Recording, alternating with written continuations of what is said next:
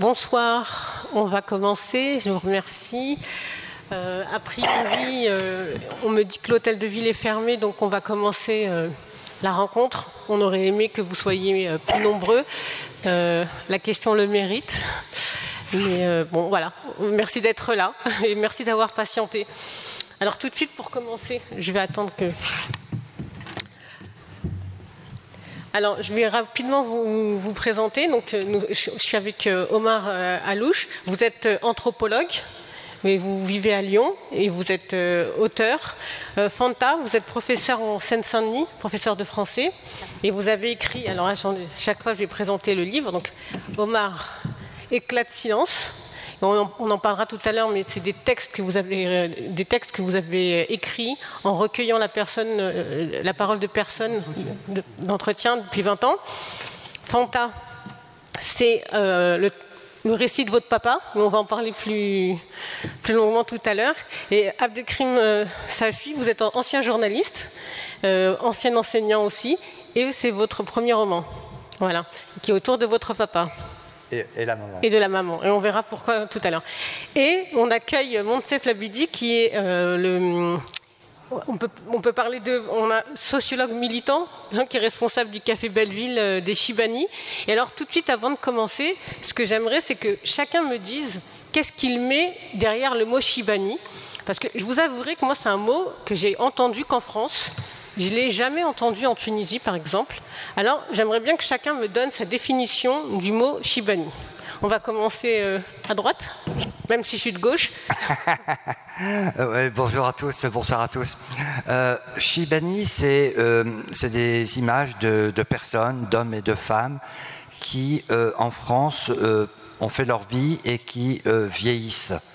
Et qu'on n'a pas vu vieillir et qui, tout d'un coup, on se rend compte que ils ne sont pas repartis, alors que leur rêve c'était de repartir, qui se sont créés plus ou moins ici en France ou en Europe, peu importe, et que sur la fin de vie, on se rend compte de leur parcours, de leur chemin, de ce qu'ils ont réussi à faire, c'est-à-dire s'exiler, s'arracher de leur terre et de venir en France pour diverses raisons que vous connaissez, et qui maintenant ne songent plus à repartir, tout simplement parce qu'ils ont aussi des accroches, des enfants, les habitudes, et puis c'est tout simplement ces personnes-là qui quelquefois errent seules dans la solitude, quelquefois sont entourées par leur famille, et petit à petit, c'est ça qui me frappe actuellement, là, en 2023, c'est qu'ils partent petit à petit, et avec eux par la mémoire de tout ce qu'ils ont vécu. J'en parlais avec Omar tout à l'heure, et tout ce qu'ils ont vécu, leurs paroles, leurs rêves, leur espoir, leur désespoir, tout ça part avec eux. Moi, c'est un grand sujet quand j'ai commencé à travailler mon livre, c'est que finalement, je m'en suis beaucoup voulu de ne pas avoir plus interrogé pas seulement mes parents, mais tous ceux que j'ai côtoyés pendant toute ma vie, et ils sont partis avec tout ce qu'ils ont vécu. Et donc les Chibani, c'est ça, c'est des gens qui partent tout doucement, petit à petit. Oui, alors deux mots sur le terme Chibani. Moi, le mot me gêne un petit peu parce qu'il est connoté un peu. Alors si je disais tout à l'heure, je vous disais tout à l'heure que ça dépend qui le dit. C'est-à-dire, dans le langage, en tout cas c'est les Algériens, apparemment ce n'est pas le cas pour les Tunisiens, on dit facilement Chibani ou Chibania. Or, ce mot-là, maintenant, vient désigner uniquement les vieux, notamment qui vivent dans les foyers. Donc, on ne l'utilise pas pour l'ensemble des gens qui vieillissent. Donc, je préfère le mot, personnellement, les anciens. Alors, quelquefois, on dit le Hajj ou le Hajja. Mais voilà, ce mot-là, je le prends un petit peu avec un peu de pincette. Voilà. Alors, Fanta, je veux bien que tu commences. Alors moi, je rejoins ce qu'on vient d'entendre. Effectivement, les Chibani, pour moi, ce sont des hommes qui ont un jour quitté leur pays pour tenter leur chance en France, qui pensaient être de passage dans notre pays et qui finalement s'y sont installés durablement. Après, c'est vrai que c'est un terme que j'associe quand même aux émigrés du Maghreb et non pas d'Afrique subsaharienne. Voilà. Alors, comment on dit pour les... Il n'y a pas de terme équivalent au terme de Shibani. On dit le Hajj. Oui, mais alors ça, je pense que c'est pour dire que ce sont des anciens et des gens qui ont peut-être fait le pèlerinage à la Mecque, mais à part immigrés ou émigrés, ce que je dis moi, je ne sais pas s'il y a un équivalent pour les émigrés d'Afrique subsaharienne. Alors, Monsef, qu'est-ce que de votre expérience? Oui, donc mon avis est aussi rejoint pas mal ce qu'a dit Omar et notre ami. Moi, je trouve que c'est un terme combien il recouvre d'affection, etc. Je trouve extrêmement réducteur parce qu'on le réduit au Shibani, c'est-à-dire que la communauté maghrébine essentiellement. Il fait référence à des hommes alors que la vieillesse des immigrés touche aussi les femmes aujourd'hui. On en reparlera très, très certainement. Et puis ça recouvre un petit truc un peu, de mon point de vue, un peu folklorique qui m'insupporte. Je n'utilise presque jamais Shibani. Je dis des personnes immigrées âgées, tout simplement, ou des vieux migrants. Et ça suffit largement. Mais je pense que si on a utilisé ce mot Shibani, c'est parce que émotionnellement c'est chargé. Et puis on les a chargés aussi de porter une sorte de cause commune qui est celle de tous ces vieux immigrés qui vieillissent dans l'invisibilité, dans l'oubli. Le terme, c'est l'oubli. C'est aussi l'absence, mais peut-être la double absence et le double oubli, mais on en parlera. Sayed, la double absence de Sayed. On va rester sur le côté un peu sociologique, entre guillemets, mais justement, est-ce que c'est pas parce que sociologiquement les choses ont changé? On est passé de la figure de l'immigré arabe célibataire et sans enfants à un homme qui construit sa vie en France et qui a des enfants en France et dont les enfants sont nés sur le territoire national et qui aujourd'hui vieillissent entourés plutôt de leur famille. Hein, je me tourne vers vous, Omar, puisque vous avez un peu vous êtes une formation anthropologue. Est-ce que justement on peut comparer les deux situations où aujourd'hui ces personnes-là, elles vieillissent quand même entourées de leurs enfants? Oui. Alors il y a trois situations, pour résumer. Il y a ceux qui ont ramené leur famille, notamment après la guerre d'Algérie, mais pas uniquement, et qui vivent sur le territoire national. Et il y a la situation particulière dont je parle beaucoup dans mon livre, c'est celle des pères à distance. C'est une formule de Jacques Barrou, et c'est une situation totalement inédite. C'est-à-dire c'est des gens qui sont venus en France un jour avant l'indépendance, notamment pour les Algériens, mais qui sont restés et qui sont toujours là et qui n'ont jamais vécu avec leur famille. Donc c'est une situation particulièrement douloureuse sur laquelle j'ai eu beaucoup d'entretiens. Voilà. Et puis il y a la situation des deuxième et troisième générations, parce que tout ça est dans mon livre. C'est-à-dire, j'ai essayé de croiser les paroles des anciens, entre guillemets, et les paroles des deuxième et troisième générations autour de la question du silence. Donc tout le livre porte sur le silence, les silences. On aura l'occasion d'en parler tout à l'heure. C'est les silences qui s'accumulent entre les silences des protagonistes, le silence vis-à-vis des enfants et le silence de la société française. Et d'ailleurs, vous partez d'un postulat qui, justement, je rebondis sur ce que vous dites sur le silence, et vous dites les immigrés seraient peu enclins à raconter leurs histoires migratoires à leurs enfants. Alors, est-ce que c'est toujours vrai? Et là, je vais me tourner vers Fanta, qui a fait parler son papa. Et je crois qu'au début, il était un peu réticent à raconter son histoire. Effectivement, moi, je décide de m'intéresser à la vie de mon père quand je me rends pour la première fois en Mauritanie, à Ajar, justement, après le décès de ma grand-mère. Et là, donc à l'âge de 26 ans, je découvre la terre originelle de ma famille. Là où mon père est né, il a passé ses 25 premières années. Et moi, qui suis née à Paris, qui ai grandi à Paris, qui ai une vie de Parisienne accomplie, c'est vrai que je suis assez bouleversée par ce voyage. Et quand je rentre en France, je demande à mon père de me raconter son histoire qu'il ne m'avait jamais racontée. Et c'est vrai qu'au début, alors, il est très enthousiaste parce qu'il pense qu'il ne me prend pas au sérieux. Et petit à petit, comme une journaliste, je lui pose des questions sur sa vie, sur des éléments qui sont d'abord biographiques, donc c'est assez simple, et puis après sur les épreuves qu'il a rencontrées quand il est arrivé en France en tant que sans-papier, sans savoir ni lire ni écrire le français. Et là, je me suis retrouvée face à un homme qui était beaucoup plus taiseux, parce que déjà notre culture fait qu'il est un homme pudique, mais aussi parce que c'était très difficile pour lui de raconter son histoire, de se dévoiler à ses enfants, de montrer que finalement, même si on a toujours montré l'image d'un homme très sûr de soi, les épreuves qu'on a traversées ont été très difficiles. Donc c'est vrai qu'il y avait beaucoup d'enthousiasme au début, et puis au fil du récit, je me suis retrouvée face à un homme qui essayait par tous les moyens de me cacher certains épisodes de sa vie. Notamment pour la fausse carte de séjour, par exemple, ou est-ce qu'il a peur des conséquences? Exactement. Lui, il arrive en France. Alors, il passe d'abord, il quitte la Mauritanie, Ajar, pardon. Il arrive à Nouakchott, la capitale de la Mauritanie, puis à Dakar, la capitale du Sénégal. Et là, il doit prendre un bateau pour arriver à Marseille. Et donc, je lui demande, c'était en 75, et je lui demande, alors, qui t'a vendu ce billet? Comment ça s'est passé? Et là, il me dit, ah non, mais ça, je peux pas le dire, sinon la personne va avoir des problèmes. Alors que bon, ça fait 48 ans, il y a peu de risques que je pense qu'il y a prescription. Mais en tout cas, il y avait quand même cette idée de pas tout raconter. Et pareil, quand il a commencé à travailler en France avec des faux papiers, bah non, maintenant qu'il a la nationalité française, il avait la peur que peut-être, parce qu'on savait qu'il avait travaillé au début avec de faux papiers, qu'on puisse lui retirer aujourd'hui cette nationalité française. Voilà, donc il y a toute cette idée où on n'est pas totalement rassuré, même après avoir vécu une 50aine d'années en France. Alors, je me tourne vers vous, Abdelkrim, parce que vous faites parler aussi, le narrateur, c'est votre père. Et alors, c'est pas les mêmes époques. Autant avec Fanta, c'est en novembre 1975, autant avec vous, le point de départ, c'est 1948. Donc, c'est pas les mêmes contextes politiques. Donc, c'est l'après-guerre. De l'après-seconde guerre mondiale, mais ce n'est pas encore les événements, ce qu'on va appeler les événements d'Algérie.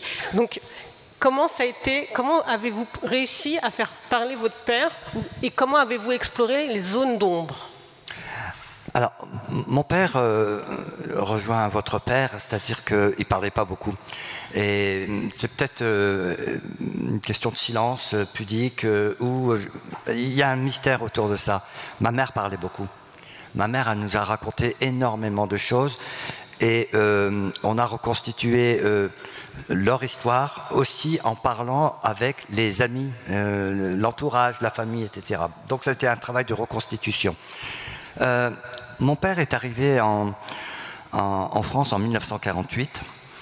Alors il faut s'imaginer ce que c'était 1948 à l'époque. D'abord l'Algérie coloniale. Où la vie était extrêmement difficile pour ce qu'on appelait les indigènes, les Algériens, les musulmans, voilà, parce qu'ils étaient français en théorie. Et puis l'après-guerre, c'est-à-dire qu'on sort de la Deuxième Guerre mondiale, 39-45, c'est dur pour tout le monde et c'est encore plus dur pour les immigrés. Donc, moi, j'ai toujours été fasciné par qu'est-ce qui a fait qu'un homme et une femme s'arrachent à leur terre. Là, en l'occurrence, Biskra, c'est une oasis pleine de chaleur, d'eau, de soleil, de dattes. Tout va. Enfin, c'est presque une espèce d'image du paradis. Et pourquoi ils se sont arrachés pour venir s'installer dans une ville industrielle du Nord, du côté de Maubeuge. Donc le choc climatique. Vous ne faites pas un dessin. Le choc culturel, le choc de la langue, il ne parlait pas français, le choc de la solitude, le choc du silence, effectivement, dans lequel ils baignaient. Et ça, quand j'ai pris conscience de leur histoire, ça a été un vrai choc pour moi. Je me suis dit, il faut que je reconstitue ça pour eux, pour moi, pour nous, pour mes enfants, pour tout le monde. La deuxième chose, c'est que on le sait tous parce que c'est quelque chose de très très banal, très commun, c'est que la plupart des immigrés, tous les immigrés n'émigrent pas par plaisir. C'est quelque chose que actuellement j'aimerais bien entendre dans les médias, mais je désespère, j'ai laissé tomber. Personne n'émigre par plaisir, on émigre par nécessité, parce qu'il y a des guerres, on émigre à cause de la misère. On émigre parce qu'on espère un meilleur destin, un meilleur avenir pour soi et pour les enfants. Et puis, on émigre, on s'exile aussi immédiatement avec l'idée du retour. Donc c'est ce que je raconte un peu dans les livres, c'est comment le retour était une obsession permanente chez la plupart des immigrés. Moi, quand j'entendais parler mes parents, quand j'entends parler les voisins, les amis, etc., 80% des conversations, c'était le retour. Alors justement, je rebondis sur la question du retour et je me tourne vers vous. Est-ce que c'est quelque chose que les adhérents du café évoquent régulièrement? Parce que finalement, s'ils sont à Belleville, c'est qu'ils ne sont pas rentrés. Ce qu'il faut juste savoir, c'est qu'on n'immigre qu'avec la condition de pouvoir revenir un jour. Donc c'est une sorte de promesse qu'ils ont faites tout l'heure. Et ça tient quasiment de l'honneur de revenir, mais aussi parce que ça marque tout simplement la réussite. Mais ce qui se passe aujourd'hui, ou depuis quelque temps, on a vu que beaucoup qui sont arrivés à l'âge de la retraite, en fait, continuent à aller comme s'ils restaient encore plus, à prolonger un peu leur séjour, alors que les conditions de travail ne sont plus les mêmes, ils sont arrivés à la retraite, donc ils ont accès à des droits, etc. Et le souci, c'est que je pense qu'ils portent en eux-mêmes peut-être cette appréhension sur le retour, à savoir que ça va être beaucoup plus compliqué, parce qu'il va prendre l'allure d'une réintégration, parce qu'il faut reconquérir les relations sociales avec la famille déjà, avec l'épouse, avec les enfants, avec les voisins, etc. Là, vous faites référence aux hommes qui sont célibataires en France, enfin, qui ont laissé leur famille au pays. Oui, tout à fait. Parce que c'est vrai que la physionomie a beaucoup changé aussi. Il y a beaucoup de personnes immigrées âgées qui vieillissent aussi en famille, pour qui les problématiques sont extrêmement différentes, dès lors que ce sont les enfants, par exemple, qui décident tout simplement du sort de la personne une fois qu'elle est décédée, de son enterrement, ici ou là-bas. Oui, donc ça va conditionner pas mal de choses. Mais justement, alors je vous donnerai encore la parole tout à l'heure, Omar, j'ai une question pour vous, mais je voudrais rebondir sur ce que vous venez de dire. Pour Fanta, dans votre roman, enfin, on peut appeler ça récit, roman, parce que c'est quand même très... J'insiste quand même sur le terme de roman. Roman, même si ça appuie sur votre récit personnel. Votre père et votre maman, ils ont des discussions sur le retour et ils ne sont pas d'accord. Bah oui, moi, mon père, quand il arrive en France, il est persuadé déjà qu'il va y rester quelques années, le temps d'amasser assez d'argent, parce qu'on leur dit qu'en France, tout est facile, qu'on devient très vite riche et qu'ensuite on peut rentrer pour construire sa famille. Donc il est persuadé de rester juste quelques années. Puis en fait, le temps faisant son œuvre, il reste assez longtemps. Ma mère finit par venir en France grâce au regroupement familial. Et ensuite, il a des enfants en France. Donc, il garde encore l'idée qu'il va rentrer chez lui un jour. Moi, je me souviens que toute mon adolescence, il nous disait, dès que je suis à la retraite, on rentre tous au pays. Alors, rentrer pour lui, ça... J'ai l'impression qu'on a le même père et la même mère. Oui. Mais je pense que les histoires d'immigrés se ressemblent beaucoup. Donc, ça avait du sens pour lui de dire rentrer au pays, mais pour nous qui étions nés en France, en fait, on ne rentrait pas au pays, on était d'ici. Et donc... jusqu'à aujourd'hui, maintenant il est à la retraite depuis plus de 10 ans, il dit à ma mère, non mais là on va rentrer. Et ma mère, qui elle a vécu 20 ans au Sénégal et maintenant 45 ans en France, en fait elle c'est une Française, donc elle ne va pas rentrer au Sénégal, elle rentre chez elle maintenant, c'est la France, elle peut y aller pour les vacances, mais aller s'installer de nouveau au Sénégal, c'est inconcevable pour elle. Donc mon père ne peut pas rentrer parce qu'il ne veut pas laisser sa femme et ses enfants, mais ma mère ne rentrera jamais en réalité, donc à part pour l'enterrement. Pour leur enterrement respectif. Et comme on dit, ce que femme veut, Dieu veut. Donc voilà. Donc, voilà, ils vont rester. Et alors, on va parler justement, on parlait des femmes parce que il y a une place importante quand même dans votre roman sur votre grand-mère. Et vous, Abdelkrim, il y a la voix de votre maman, Yamina, qui parle beaucoup. Et alors, j'étais frappée, Omar, parce que vous, il n'y a pas de femmes dans votre livre. Alors, où sont les femmes la question, avec leurs gestes pleins de charme? Que j'attendais. Alors, il faut revenir un petit peu au début du projet. Tous ces entretiens ont été recueillis entre 2000 et 2004 avec un travail que j'avais fait dans la région lyonnaise auprès d'une association qui s'appelle ASFAM, qui avait déjà fait un travail auprès des femmes. Et alors, voilà, ma réponse, elle est là. Ils avaient besoin de savoir ce qui se passait du côté des hommes. Ça tombait bien. Je travaillais dans les foyers de travailleurs migrants. J'ai oublié de le dire. J'ai travaillé pendant 20 ans dans l'ensemble des foyers migrants. Il y a 50 foyers, je les connais tous. J'y ai travaillé, j'ai fait un travail d'éducation sanitaire et en parallèlement à ça, j'ai fait des études d'anthropologie, comme vous le rappelez. Donc, pour répondre à votre question, donc, vous avez la réponse. C'était la question des acteurs sociaux qui disaient tous où sont les pères. Et alors, ils postulaient tous que les pères avaient baissé les bras, qu'ils étaient silencieux. Donc, c'est une question que m'ont posée les acteurs. Et notre pari, ça a été de dire nous allons parler à ces pères et nous allons les faire parler, si je puis dire. C'est-à-dire ce qui était quand même une gageure. Hein, c'était pas évident. Et les entretiens qui ont duré longtemps, puisque c'est entre 2000 et 2007, tous ces entretiens, ont fait émerger une parole. Il y a quelque chose qui a opéré dans la rencontre que j'ai eue avec eux, pas en tant qu'anthropologue, en tant qu'homme, comme eux, donc avec des choses aussi où je me sentais très impliqué. C'est là où je suis plus anthropologue. Donc, c'est à partir de ces paroles-là et à partir de la question du silence que tout le projet a commencé. Et c'est pour ça que je parle de silence, des silences, parce qu'une fois qu'on a réussi à faire parler les gens de la première génération, nous avons croisé ça avec les paroles de la deuxième.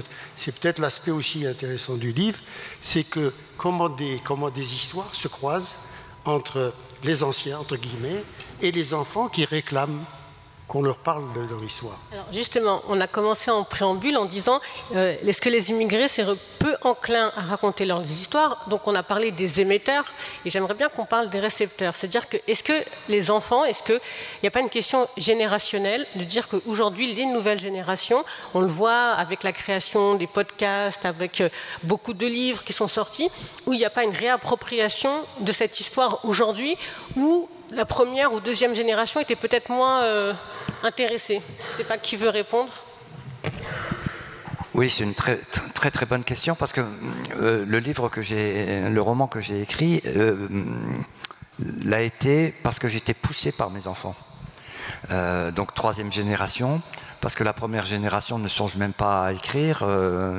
Elle a vécu sa vie tant bien que mal. La deuxième génération, on est des observateurs. Là aussi tant bien que mal, et on n'a pas toujours songé à capitaliser cette histoire qui était très singulière, mais par contre la troisième génération, celle de nos enfants, nous pose beaucoup de questions. Pose beaucoup de questions sur qu'est-ce qu'ils font là alors qu'ils sont basanés, qu'est-ce qu'ils font là alors qu'on leur envoie du matin au soir qu'ils sont basanés, donc c'est un vrai sujet pour eux, et du coup ils interrogent leur histoire, ils interrogent leurs racines, ils interrogent qu'est-ce qu'il peut y avoir en fait c'est terrible là ce que je veux dire, qu'est-ce qu'il peut y avoir de positif dans l'histoire que leurs parents, leurs grands-parents ont vécu, ce à quoi ils peuvent s'accrocher. Parce que moi j'ai écrit aussi ce livre parce que du matin au soir, ça fait 30 ans, 40 ans, on entend parler du problème de l'immigration. Et quand j'entends ça, moi je vois mes parents, mon père et ma mère, les amis, etc. Moi je vois dans les fêtes d'autrefois, des ouvriers qui venaient le samedi soir dans les fêtes jouer de la musique, des musiciens qui connaissaient des dizaines et des dizaines de chansons, de musique, qui étaient capables de jouer des choses assez savantes même. Et puis le lundi matin, ils retournaient à la mine, ils retournaient à l'usine. C'est quelque chose qui m'a fasciné. C'était des gens de grande qualité, de grande culture, une grande humanité, qui s'abîmaient par ailleurs dans leur travail et dans leur vie et dans le climat, etc. Vous savez tout ça. Et ça a été une espèce de révolte qu'il y a eu en moi, en me disant il faut leur rendre justice. Le titre de la conférence ici, c'est les oubliés. Ils n'ont pas été oubliés, on ne les a jamais calculés, comme disent les jeunes de maintenant. C'est-à-dire qu'ils n'ont jamais existé. Pour être oublié, il faut avoir existé à un moment. Et donc là, la réflexion que nous avons tous maintenant, c'est peut-être qu'il nous revient, c'est notre devoir de raconter tout ça. Le travail que tu as fait, Omar, le travail qu'on fait tous d'une manière ou d'une autre, que ce soit par le cinéma, par exemple, je pense au travail qu'a fait Yamina Benguigui, par exemple, c'est important. Le travail que font les... dans la musique, dans la chanson, dans le théâtre, dans les romans. Il nous revient de témoigner pour eux et témoigner pour l'histoire même, avec un grand H, parce que sinon, comme je le disais tout à l'heure, ils vont partir et tout ça sera oublié. Et c'est quelque chose, de mon point de vue, d'assez insupportable. Omar, vous vouliez réagir? Rebondir là-dessus. C'est sur l'histoire de l'oubli. C'est l'intitulé de cet atelier. Et là, moi, je vais me citer, je m'excuse, ce sera court, hein, ce sera court. Alors, je dis, dans le micro, bien sûr. Alors, voilà, il faut que je retrouve en plus. Et donc, l'histoire semble bégayer. En témoignent les monceaux de contre-vérité et de caricatures qui déferlent sur la plupart de nos médias d'aujourd'hui. À la une, les émigrés. Journalistes, polémistes, dirigeants politiques, sociologues, électeurs, anthropologues, barmen, buveurs de bière, passionnés de foot et autres initiés, tous ont là-dessus leur idée, des idées. Débordent d'idées. Et eux, les migrants, que disent-ils? C'est ça la question de l'oubli. C'est pour rebondir sur ce que tu dis. Il y a à la fois le silence qu'ils ont eu, eux, dans leur propre famille, c'était un aspect du silence, et c'est le silence de la société française et des institutions françaises qui n'ont jamais pris la peine d'aller parler tout simplement à ces gens. L'un des grands vides aujourd'hui qu'on est en train de vivre, parce que peut-être ça rejoint l'actualité, j'aimerais bien que quelque chose, c'est pour ça que j'ai dit l'histoire bégayée, en fait on ne consulte jamais les protagonistes. C'est des experts, c'est des chercheurs, par ailleurs tout à fait intéressants, qui parlent au nom d'eux, mais on ne parle jamais à des gens. Je crois qu'un des manques cruels de ce pays, c'est cet effacement total de la parole singulière des migrants qui ont pourtant des choses énormes à nous dire. Et alors, je reviendrai sur quand même, je voudrais avoir quand même un élément de réponse avec vous, Fantas, sur ce que je disais tout à l'heure sur l'émetteur et le récepteur. Vos frères et sœurs, comment ils ont accepté votre démarche ou pas? Alors déjà, je voudrais juste revenir sur ce qui a été dit avant. Effectivement, on a l'impression qu'il n'y a rien de positif dans l'histoire de nos parents. Et moi, je dirais plus, on a l'impression qu'il n'y a rien d'intéressant. C'est-à-dire que moi, je grandis en ayant un père immigré. Je grandis à Belleville, donc il y a plein d'immigrés à Belleville. Et pour moi, c'est tout à fait banal. Et surtout, effectivement, ces hommes et ces femmes font partie intégrante de l'histoire de France. L'histoire des immigrés, c'est une histoire française. Mon père, il décide de venir en France parce que la Mauritanie a une histoire avec la France. Il y a eu la colonisation avant. Et d'ailleurs, mon père, il me dit souvent qu'il n'a pas été naturalisé français, mais qu'en réalité, il a été réintégré à la nationalité française, puisqu'il est né dans un pays, la Mauritanie, en 1949, qui était un pays français. Et puis, donc, on ne trouve rien d'intéressant à l'histoire de nos parents, parce qu'elle ne correspond pas à ce qu'on attend en France. C'est-à-dire que mon père a fait de longues études coraniques, mais ça n'a pas de valeur dans notre pays. Et donc, moi, j'ai grandi.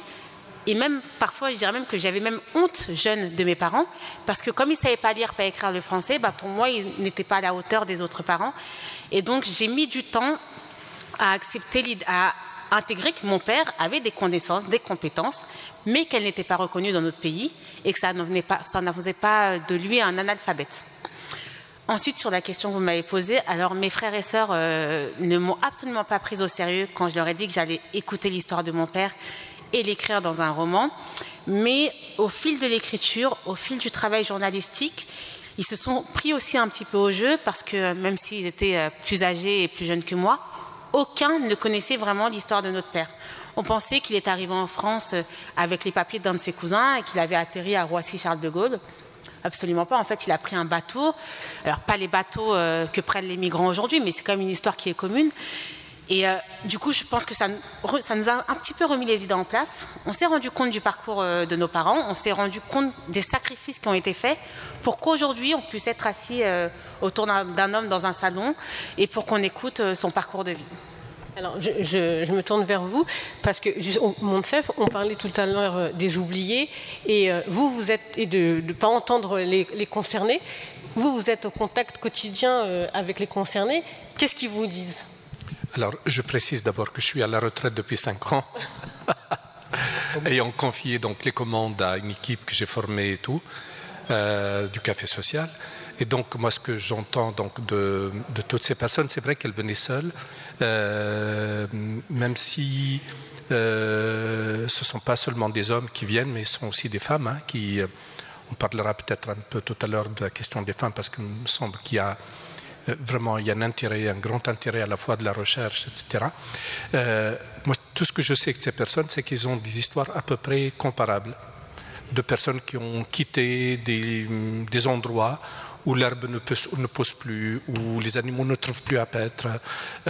Et donc, ils ont pris le chemin qui les conduirait à un ailleurs où la vie serait plus facile, plus aisée, et surtout qui pourrait faire profiter à la fois la famille et les leurs de cette richesse qu'ils auraient grâce au travail, parce qu'ils sont venus pour le travail, ils ne sont pas venus pour autre chose, ils sont vraiment moi je dirais à la limite déchargés de mission, parce qu'ils avaient en eux une mission qu'ils se sont donnée, et parfois même l'acte d'émigrer lui-même est décidé collectivement, c'est-à-dire que c'est lui l'aîné on va décider que c'est l'aîné qui va partir, etc.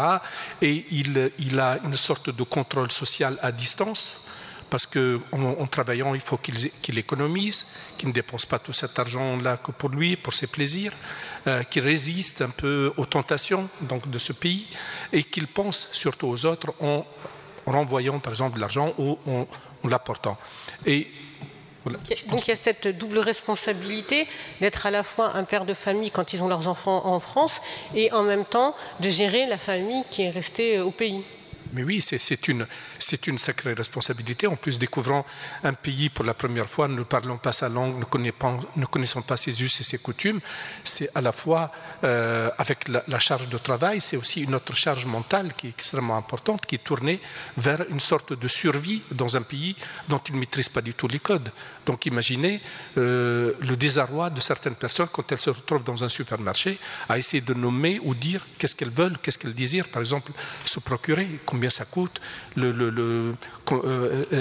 etc. Donc voilà, je pense que pour eux, c'est cette période de première immigration, même s'ils l'évoquent avec beaucoup d'humour, etc., a été une véritable étape, je dirais, qui les a mis à l'épreuve et qui les a complètement éprouvés aussi.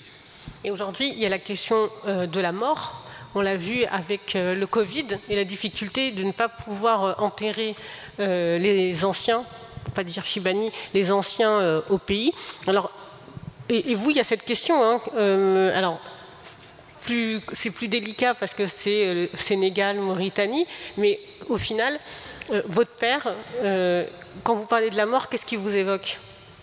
Alors, la mort, mon père donc, est mauritanien, mais quand il a construit sa maison, il l'a construite au Sénégal. Parce que c'est vrai qu'en Mauritanie, c'est pas forcément toujours très simple pour les négro-mauritaniens. Et puis, je pense que les frontières ont été mal faites. Et du coup, mes parents appartiennent à la même ethnie, mais ils se retrouvent dans 2 pays différents. Et c'est vrai que ma grand-mère, qui a passé aussi une grande partie de sa vie en France, chez nous, quand elle est décédée, alors bien sûr, c'était sûr qu'elle ne serait pas enterrée en France, parce qu'il y a toujours cette idée de rentrer chez soi à un moment ou à un autre. Et mon père voulait qu'elle soit enterrée à Dakar parce que c'était plus accessible pour lui et pour ses petits-enfants. Mais là, il y a eu un conseil de famille où je me suis rendu compte, moi, que ce n'était pas seulement à mon père de décider où était enterrée sa mère, mais c'était à tous les hommes de la famille, donc aux plus anciens de la famille. Et donc, il y a eu une dispute entre mon père et ses oncles, ses cousins aussi, qui ont décidé que ma grand-mère devait être enterrée en Mauritanie et non pas au Sénégal. Donc il y a vraiment cette idée où la mort, c'est peut-être le seul moment où ces gens rentrent chez eux. D'ailleurs, mon père, qui était malade l'année dernière et qui va très bien maintenant, a donné ses directives pour son enterrement et a décidé d'être enterré au Sénégal et non pas en Mauritanie. Donc c'est vrai que c'est quelque chose d'extrêmement complexe. D'où est-ce qu'on est finalement? Est-ce qu'on est du pays où on est né? Est-ce qu'on est du pays où on a immigré? Ou est-ce qu'on est du pays où on a décidé de construire sa maison? Je pense que c'est des questions qui sont extrêmement complexes. C'est une question pour Omar. Est-ce que vous, avec les gens avec lesquels vous avez discuté, vous avez parlé de la mort et de l'endroit où il devait ou pas être enterré? Alors, cette question, il faut la voir sous un double regard, je pense. Là, si on parle des pères à distance dont parle Monsef et qui reçoit dans son café, c'est les gens qui sont restés au milieu du gué, qui ne sont ni du côté du même ni du côté de l'autre, comme disait Bourdieu, qui ont leur valise dans la tête. C'est une formule qui revient en permanence, j'ai ma valise dans ma tête. Ceux-là, ils vont rentrer, je m'excuse de la violence du terme, les pieds devant. Ils sont en train de partir, les pieds devant. Dans des situations, Monsef peut témoigner de situations dramatiques qui se vivent dans les foyers où des gens repartent, ils meurent dans les foyers et ils repartent par consulat interposé vers leur pays. Donc ça concerne la situation des hommes dans les foyers. Il y en a encore malheureusement beaucoup. Mais il y a l'autre situation, c'est les migrants. On ne peut plus parler de migrants, ceux qui ont ramené leur famille et qui vivent, comme disent des sociologues, dans le diffus, qui vivent à Vaux-en-Velin, à Saint-Priest, autour de Paris, et la problématique du vieillissement est différente. Et la problématique de la mort est différente, parce que beaucoup de gens que j'avais rencontrés, notamment Mohamed, un des protagonistes les plus importants du livre, qui s'appelle Mohamed Ralouche, à qui je dois 11 textes d'ailleurs, il me disait toujours, je retournerai à Agouraï. Agouraï, c'est le lieu de l'Atlas où il est né. Pour lui, c'était clair, net, précis. Je le revois 3 ou 4 années après et il a un petit-fils. Et il change d'avis. Enfin, il se repose la question. Ça veut dire que dans les familles immigrées, il y a la question de la descendance qui commence à jouer fortement dans cette question de mourir ici ou là-bas. Donc il y a deux manières de répondre à cette question. Et alors Yamina, qu'est-ce que votre... Alors, moi j'ai eu deux cas différents, c'est-à-dire que c'est un problème de temps aussi. Hein.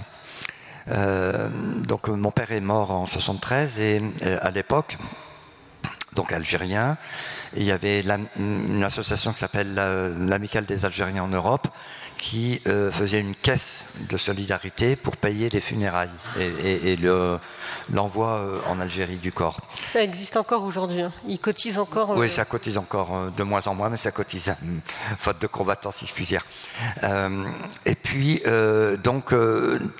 la question ne se posait pas. C'était évidemment en Algérie qu'on devait être enterré.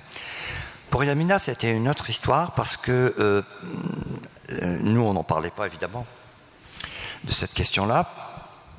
Et c'est elle qui évoquait le sujet. Puis un jour, elle a dit si je dois partir, non, il ne faut pas partir. Non, si je dois partir un jour, j'aimerais bien être enterré ici. Donc ça nous a beaucoup marqué parce qu'on lui dit pourquoi. Je veux rester à côté de vous. Voilà ce qu'elle a dit. Là, ça crée des drames. Là, j'ai deux amis qui ont perdu chacun leurs parents. Et les fratries se sont éclatées, disputées autour de où enterrer leurs parents. Et je trouve ça dramatique qu'on en arrive dans ces moments-là à chercher où est la place. Je pense qu'il faut aborder cette question. Il ne faut pas avoir de tabou. Je le dis là dans la salle, mais je pense que c'est des sujets qu'il faut aborder pour avoir une parole claire et saine de nos parents, de savoir eux où ils veulent être enterrés, parce que ça donne lieu à des drames ensuite terribles. Oui. Effectivement, mais c'est pas une question facile en même temps d'en parler avec la personne concernée, mais souvent on dit mais qui va partir le premier, ça tombe c'est toi qui va partir d'abord.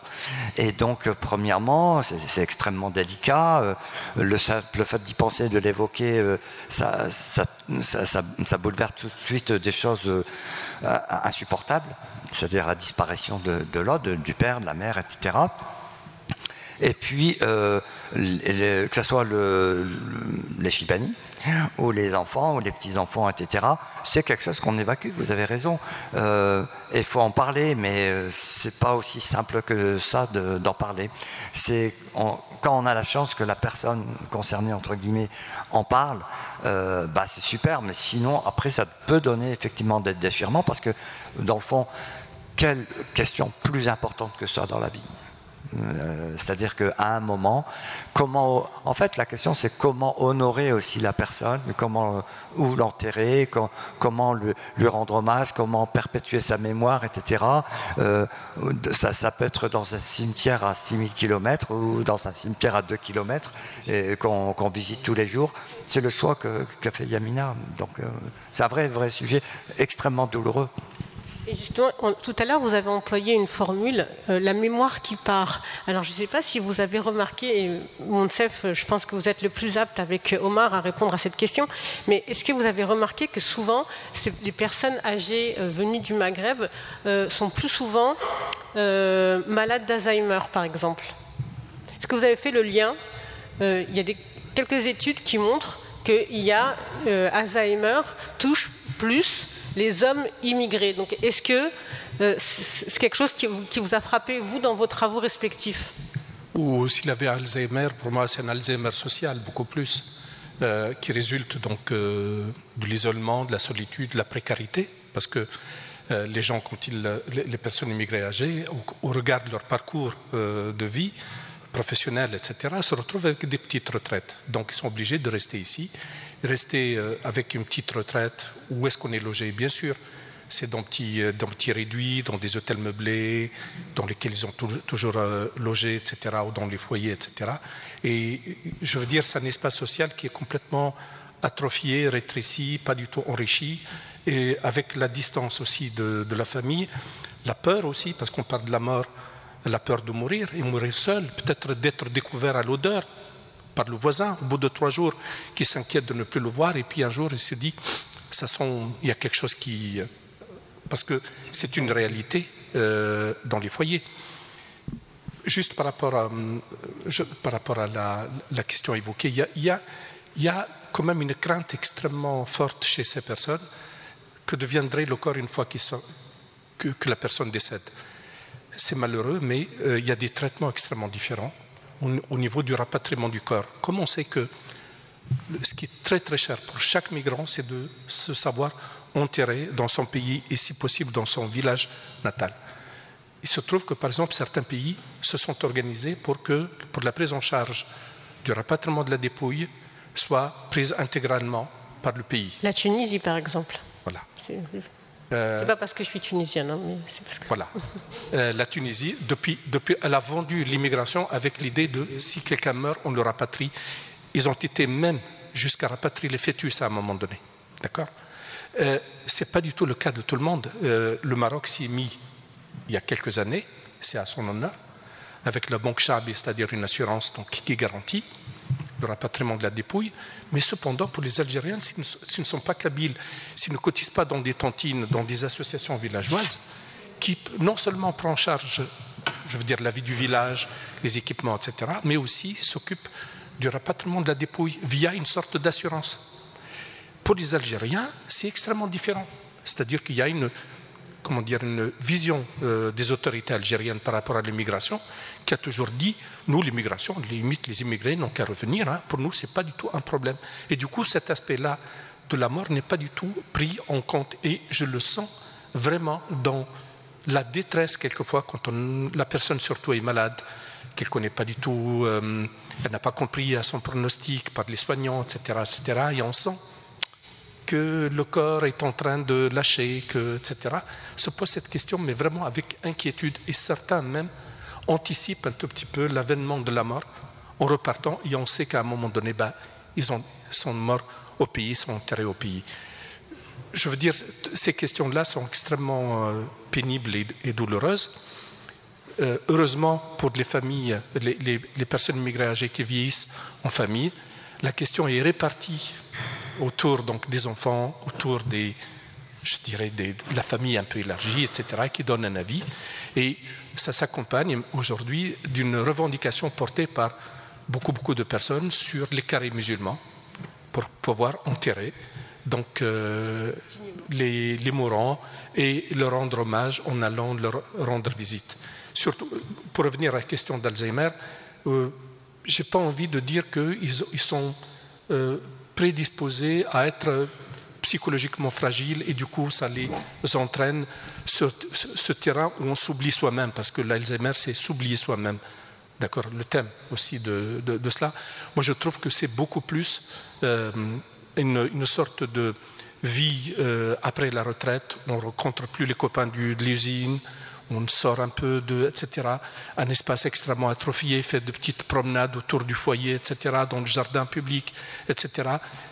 Une façon de s'alimenter aussi, et surtout que personne, par exemple, toutes ces personnes qui vivent une sorte de précarité n'ont pas du tout envie de recréer une sorte de solidarité, parce qu'on sait qu'en allant vers l'autre, ils traversent les mêmes difficultés que nous. Donc on se dit, c'est même pas la peine que j'aille l'accabler avec ma propre histoire, puisque lui-même vit cette histoire-là. Et est-ce qu'il n'y a pas une responsabilité des États, je parle de l'Algérie, la Tunisie, le Maroc, de dire qu'est-ce qu'on peut faire pour nos anciens, c'est-à-dire que de les accompagner dans cette réintégration. Vous parliez tout à l'heure de réintégration sociale, de cette réintégration sociale. Est-ce qu'on ne peut pas créer, parce qu'à un moment donné, il y avait cette idée de créer le Conseil des Tunisiens d'étrangers, par exemple, ce que fait le Maroc avec les MRE.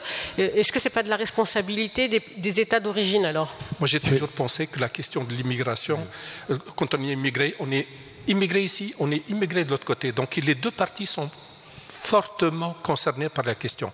Pourquoi est-ce qu'on enferme l'immigré dans ce statut indélébile d'être immigré tout le temps? C'est-à-dire que sur lui pèse ce statut, c'est comme un accablement dans toute la vie, c'est comme si c'était un destin, et on ne le verra jamais, cet immigré qui a été travailleur, que c'est une personne qui a vieilli, c'est une personne qui a perdu de sa force physique, qui a perdu peut-être un peu, qui est complètement décharné, qui est complètement fragile, qui est précaire, etc. etc. On ne verra jamais, parce que le statut de l'immigré est tellement une chance pour les pays, parce que c'est quelqu'un qui est pourvoyeur quand même, c'est un agent de change, un pourvoyeur de fonds, etc., qui entretient à distance ou à la famille, etc. Donc on ne voit pas en lui la personne forcément qui vieillit, qui a d'autres besoins, qui a besoin d'un accompagnement, quand on sait que, par exemple, avec la retraite, c'est un exercice sans fin de renoncement à beaucoup de choses. Renoncement à la mutuelle, donc se soigner moins bien. Renoncement à l'alimentation, on se nourrit peu, des fois un seul repas, etc. Renoncement, y compris au plaisir, au désir, etc. J'ai jamais vu un immigré, par exemple, dire « Tiens, j'ai vu une pièce de théâtre, je suis allé au cinéma ». Ce sont des dépenses imaginaire qui n'existe pas dans le registre, je dirais, d'une vie tout à fait normale de quelqu'un qui vit ici en France et qui a la chance d'avoir... Mais pourtant, aujourd'hui, il y a, dans toutes les mairies, par exemple, il y a l'action sociale qui propose des pièces de théâtre aux personnes âgées. Moi, je vois ma maman... Oui. Elle va aux pièces de théâtre. Elle va... il y a une différence de taille, c'est-à-dire que les femmes sont beaucoup plus entreprenantes, preneuses de beaucoup de choses, à l'inverse des hommes qui, eux, se tiennent un peu en retrait. Pourquoi ils se tiennent en retrait? J'ai fini par le comprendre à un moment donné, parce qu'ils se trouvent comme s'ils étaient frappés d'illégitimité à vieillir ici. Donc on se fait tout petit, on se fait un peu oublier, et peut-être aussi de se dire que c'est plus de mon temps, ça arrive trop tard. J'avais besoin peut-être de ça à un moment donné, mais maintenant c'est un peu trop tard, et la peur peut-être de ne pas être en phase, de ne pas comprendre, de ne pas, etc.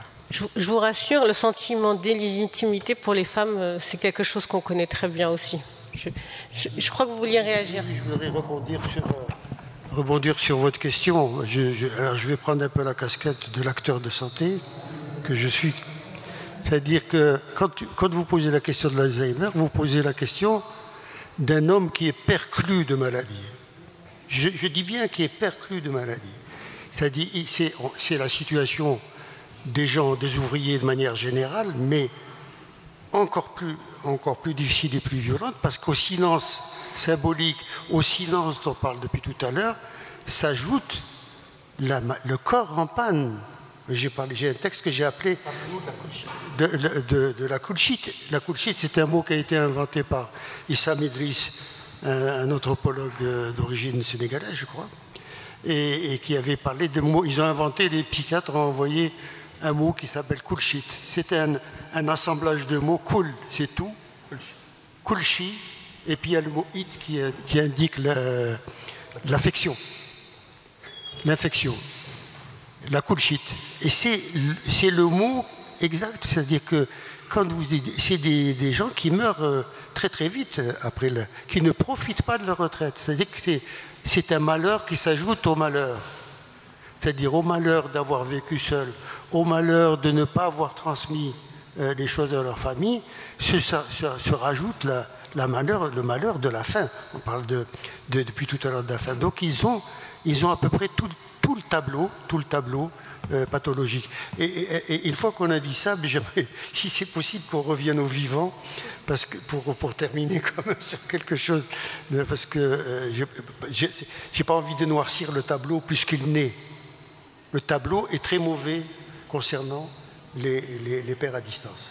La moindre des choses qu'on puisse faire, c'est essayer, quand c'est possible, de manière possible, de les faire, qu'ils meurent dans des conditions dignes et qu'on ne les retrouve pas dans les chambres au moment où les voisins commencent à sentir la charogne. Je m'excuse, mais c'est des situations qui ont existé, ce n'est pas des situations qu'on invente. Monsef, tu as été confronté à cette question-là.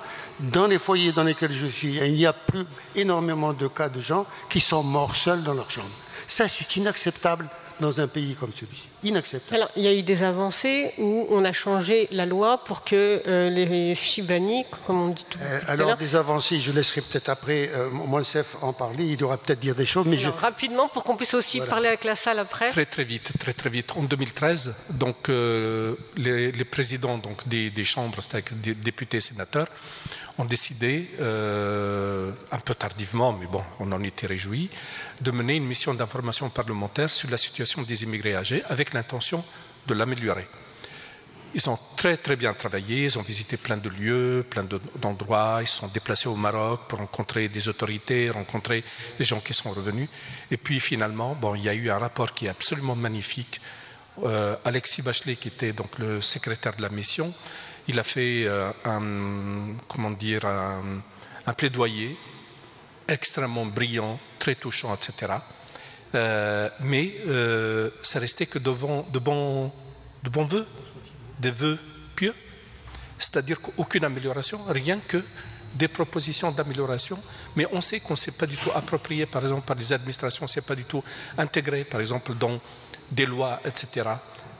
Tout ça tombe complètement sous l'aspect du non-sens. Donc, oui, il y a eu cette volonté d'État de vouloir améliorer, mais ça n'a rien donné. On n'a pas modifié les temps de présence en France, il me semble. Oui, ça concerne l'allocation solidarité personnes âgées, qui a attribué, donc, quand on a une faible retraite, la loi en France ici garantit le minimum vieillesse.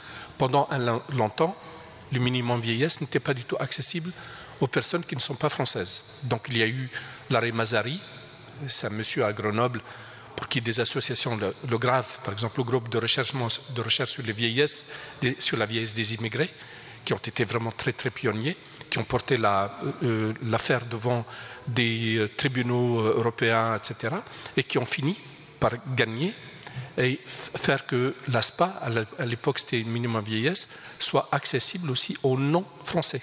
Donc il y avait une égalité de droit. Maintenant, l'allocation solidarité personnes âgées, qui complète en fait avec la petite retraite que les gens touchent, certains, quand ils en font la demande, parce qu'encore faut-il faire la demande. Certains, ils sont éligibles, y ont droit, mais ne le savent pas, donc ils ne le font pas. Et donc l'allocation solidarité personnes âgées est conditionnée, bien sûr, pour des revenus que l'on connaît, mais aussi à une condition quasiment qui ressemble à une sorte de mise en demeure de devoir rester ici en France 6 mois et 1 jour. C'est-à-dire que en dehors de cette condition-là, je veux dire, si la personne ne respecte pas ces conditions, il y a bien sûr des contrôles souvent extrêmement honteux, et on était même extrêmement choqués parce que pendant le déroulement de la mission d'information parlementaire, les harceleurs, les impôts, les CAF, la CNAV, etc., faisaient des ratonnades administratives quasiment dans les foyers, c'est-à-dire tomber sur des foyers. Et là, ils amenaient les personnes âgées, montre-moi ton passeport, ah, toi, tu bénéficies de l'ASPA, etc. Ah, tu as été absent longtemps, sans écouter les véritables raisons qui ont amené, par exemple, les personnes à s'absenter, parce que des fois, ils ne savent même pas, les conditions n'ont pas... Et on en a transformé des fraudeurs. Je vous assure, j'ai reçu des gens qui pleuraient parce qu'ils ont entendu que l'autre, je veux dire la personne dans le huis clos du bureau, leur dire fraudeur, donc fini la carte de séjour, fini, tu rentres dans ton pays, tu fais ta valise, etc. Humilié. D'accord? Donc là, ce n'est qu'un petit aspect, mais l'ASPA reste quand même, comment dire, difficilement accessible aux gens. Soumise au contrôle administratif extrêmement intempestif. On demande beaucoup de choses, on demande le passeport, on demande les preuves qu'on a été là, par exemple, il fallait conserver, on dit aux gens, faites attention, on en a vu de ceux qui tiennent un carnet quasiment disant, ah, donc si je pars, donc je ne peux pas rester plus de cela parce que je suis resté là. C'est un carnet d'épicier, quasiment, je suis rentré là, j'ai fait ceci, j'ai fait cela. Alors, juste pour que tout le monde... Les tirailleurs sénégalais ont été autorisés seulement l'année dernière, je crois, à rentrer vivre au Sénégal parce qu'ils avaient l'obligation de rester sur le territoire français. 2018. 2018, ah pardon, okay, alors j'ai l'impression d'en avoir... Non, parce que c'était le combat. Il y en a un qui est rentré... ils sont rentrés, ils étaient quasiment morts tous. Voilà. C'est le combat d'Aïssata Seck qui a fait que pour la naturalisation aussi des derniers tirailleurs sénégalais de la Seconde Guerre mondiale et qui n'avaient pas toujours aussi les bonnes pensions. Et à qui on a donné des fois, bon, c'est vraiment des... Voilà. Alors, je voulais juste résumer avant de prendre des questions de la salle. Donc, vous l'aurez compris, Omar et Monsef, vous parlez plus des pères à distance, donc des personnes âgées qui ont grandi dans les foyers. Quand Fanta et Abdelkrim, vous avez évoqué le parcours de vos familles qui vieillissent entourés de leurs enfants. Voilà, juste pour qu'on remette le cadre avant de prendre les questions de la salle, si vous voulez bien. Bon, le plus dur, c'est la première question. Après, voilà, merci madame.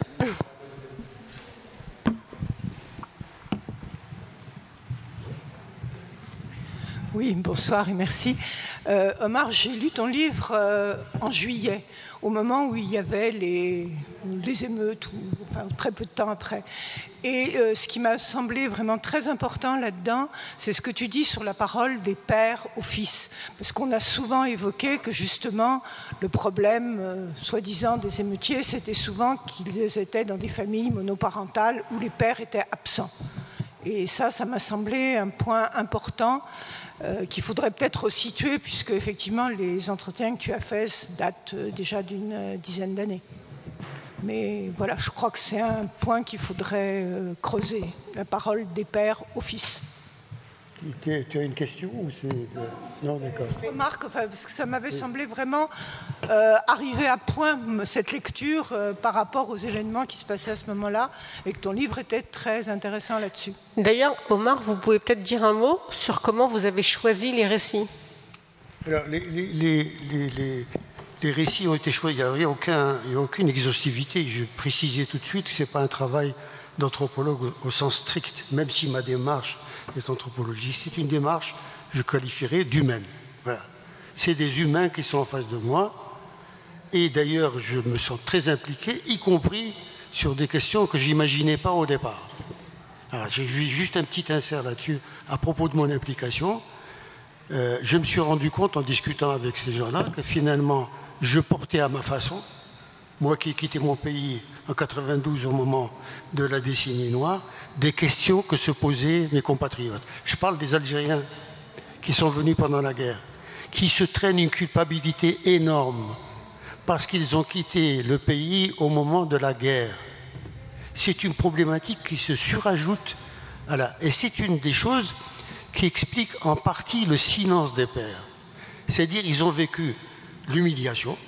C'est pas moi qui le dis, beaucoup de gens et de chercheurs le disent. L'humiliation quand ils sont arrivés ici, l'arrachement évidemment, comme tous les migrants dans le monde, mais ils ont vécu aussi cette honte, cette culpabilité. Et bizarrement, par le détour des entretiens, je me suis retrouvé impliqué parce que nous avons porté, ma génération a porté la culpabilité au moment où on est parti au moment de la décennie noire. Ouais, juste une petite, ça ne répond pas à ton commentaire, mais je veux dire, c'est quelque chose qui était très fort.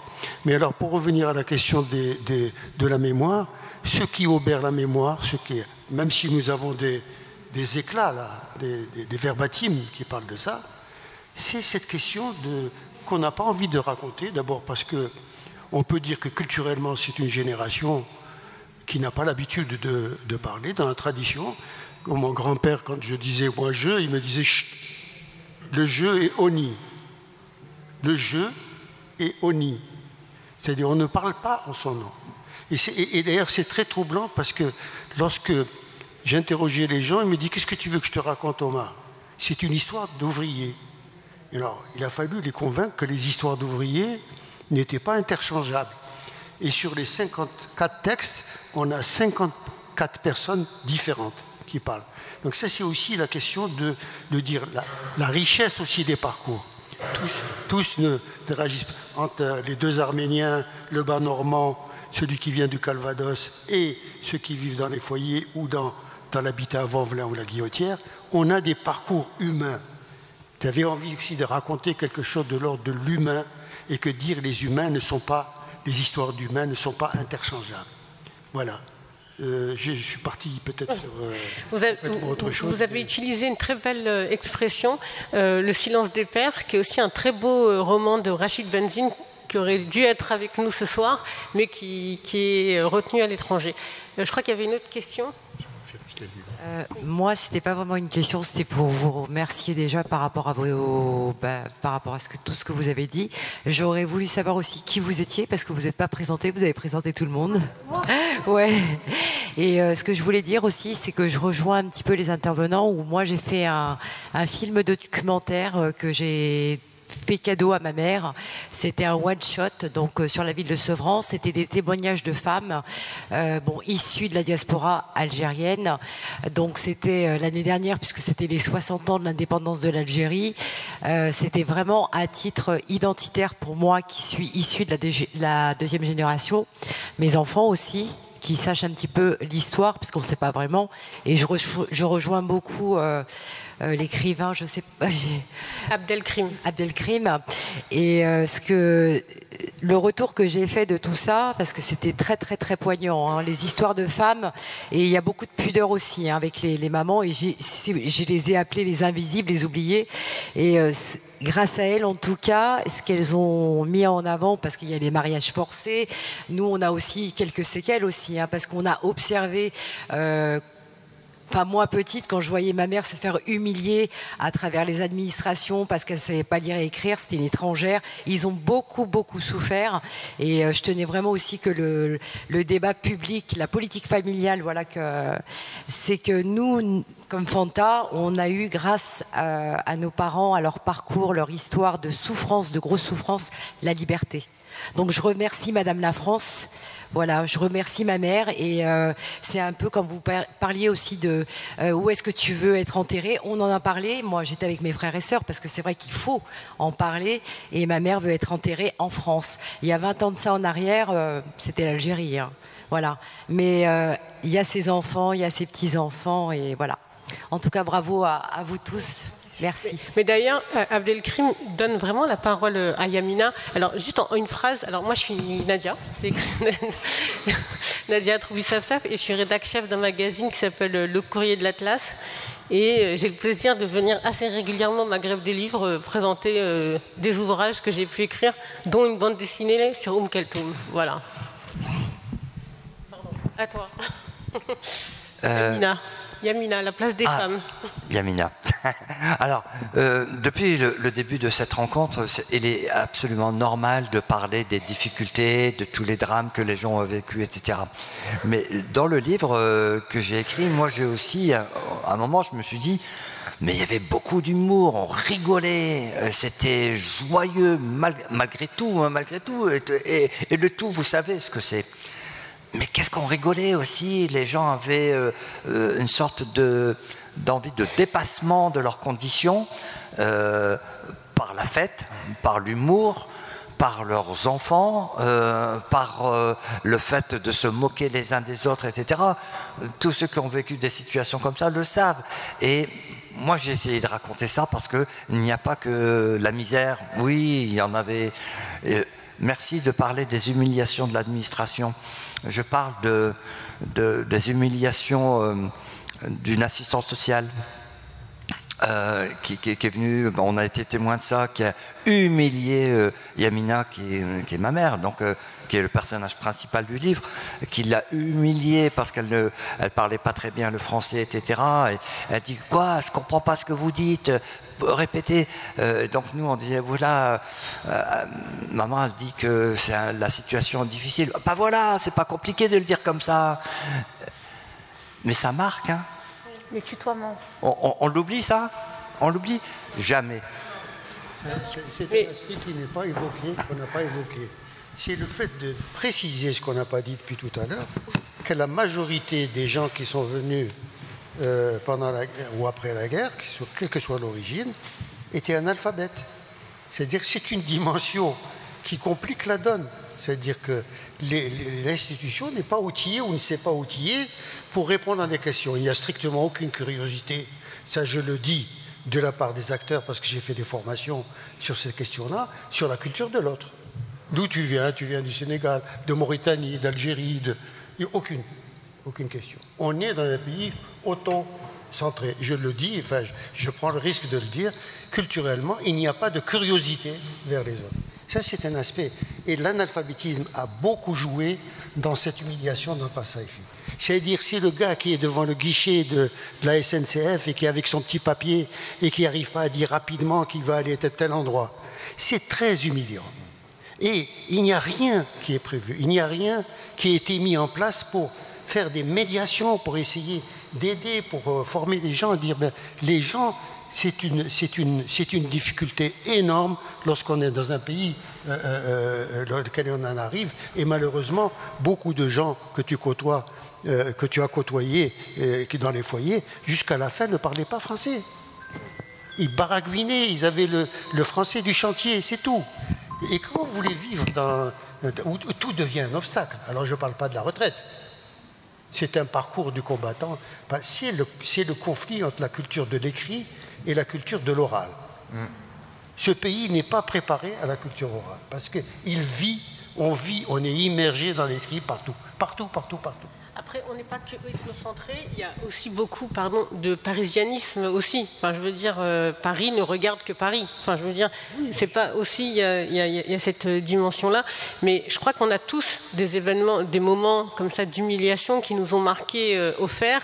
Et peut-être que c'est pour ça aussi qu'on a commencé à écrire. Peut-être que c'est cette humiliation qui nous a mis et qui nous a poussé. Je veux dire, si on commençait à raconter, on pourrait d'ailleurs se raconter entre nous, on n'est pas très nombreux malheureusement ce soir, mais voilà, moi, ma mère, elle savait pas lire, pas écrire, c'était une femme, elle est toujours là, très intelligente, et qui, si elle avait fait des études, elle aurait eu une carrière brillante, et je me rappelle, elle parlait avec une psychiatre, donc une médecin, et elle lui disait, comme j'étais l'aînée, j'aimerais bien que ma fille réussisse, et vraiment, et je l'ai raconté à une journaliste du Monde qui était choquée, mais parce que c'est pas les mêmes classes sociales forcément.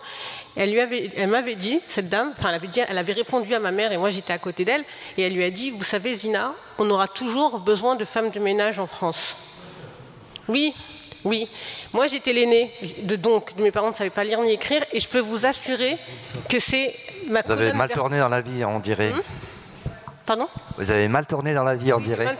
Mais ça a été ma colonne vertébrale, c'est-à-dire que à chaque fois que j'avais pas envie de réviser, que j'avais pas envie de travailler, je repensais à cette phrase de « on aura besoin toujours de femmes de ménage ». C'est hyper violent en fait. C'est violent. Et je le dis à mes enfants, je le raconte à mes enfants aujourd'hui. Et je leur dis aussi qu'on a quand même beaucoup plus de moyens pour eux aujourd'hui. On connaît les parcours, on les emmène à la bibliothèque, on sait ce qu'il faut faire pour l'éducation de nos enfants. Si vous me permettez, il y a juste une situation qui est rarement évoquée. C'est la situation des regroupements familiaux tardifs que les immigrés âgés font. Ils font venir souvent leurs épouses, qui elle-même est vieille, Et on sait que ça a valeur d'une autoprescription, en fait, d'une aide à domicile qu'ils refusent ailleurs. Et souvent, les femmes qui viennent, qui quittent pour la première fois le village, qui arrivent ici, qui prennent l'avion pour la première fois, se retrouvent dans un contexte quasiment hostile parce que pour elles, c'est absolument... Oui.